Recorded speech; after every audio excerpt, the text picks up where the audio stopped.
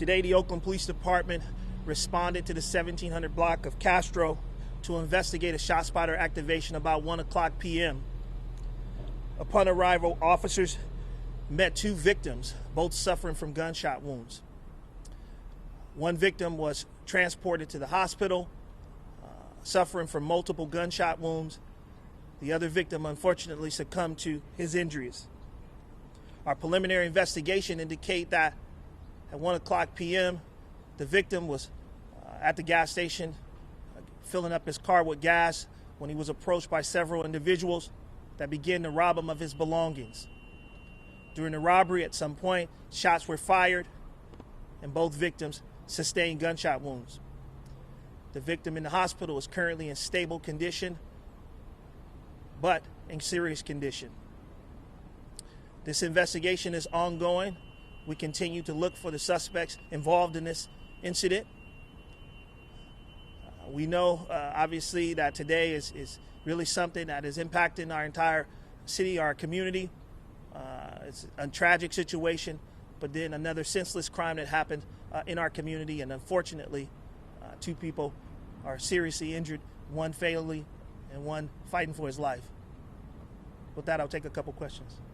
I know you're not saying who the victim was, but we've confirmed it.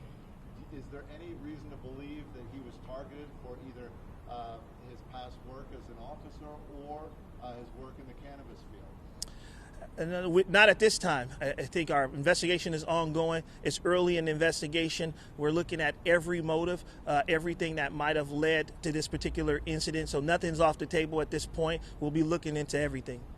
How many assailants were there? We're still confirming that. We know right now that we see three individuals is what we initially see, but we're still, obviously, it's early in the investigation, and we're still looking to make sure that is all of the suspects involved in this case. Is there a vehicle that we're looking for? There is a black vehicle that we have seen. We are not giving out the specific details on that vehicle right now, but there is a black sedan that we are looking for.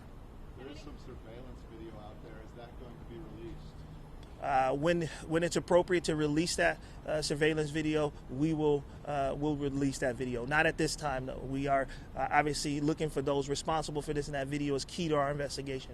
How much clarity, how much information do you get from that video? Can you at least characterize or describe it? The video is very clear. High quality video. We clearly see this incident unfold. We obviously see the unfortunate incident that occurred. We also see the things that happened prior to the actual robbery. So we know that they intended to focus on the victim in this case, and I think the video has been very clear and very helpful for us in this investigation so far. Have any arrests been made at this point?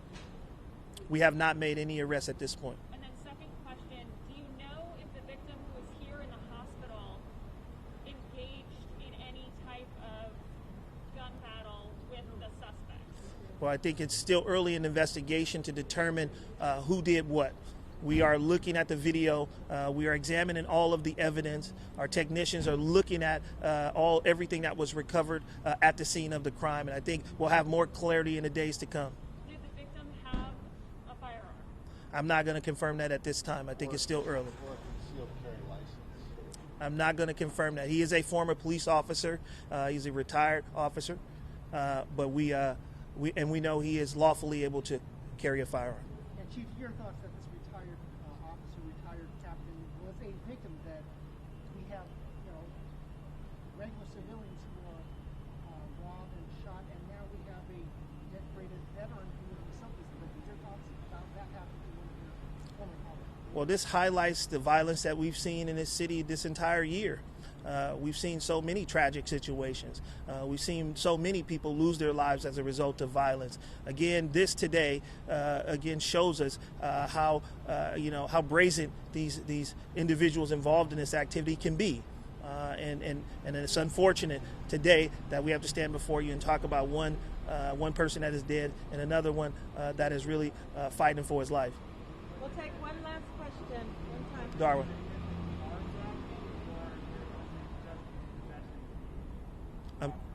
I'm sorry. Carjacking? Was it an assault? What type of charges? It doesn't appear to be a carjacking at this time. It appears to be a robbery, is what we see. Were there any other reports today involving this type of vehicle? Not that I'm aware of, but we're early in the investigation and we're going to examine everything related to this vehicle. Will the victim be released today? I don't have an update on his condition, except that he's in stable condition and still in critical condition, though. I All right. mentioned you don't want to talk about his identity because of family. Family, I'm sure, is with him. Can you talk a little bit about connections in the community? Family has asked that we not release his name at this time, and we're going to respect that. Okay, thank you for joining us. That's all we have time for today. Again, thank you for coming out. Will there be any other updates given at any point today? Likely not today. Thank you.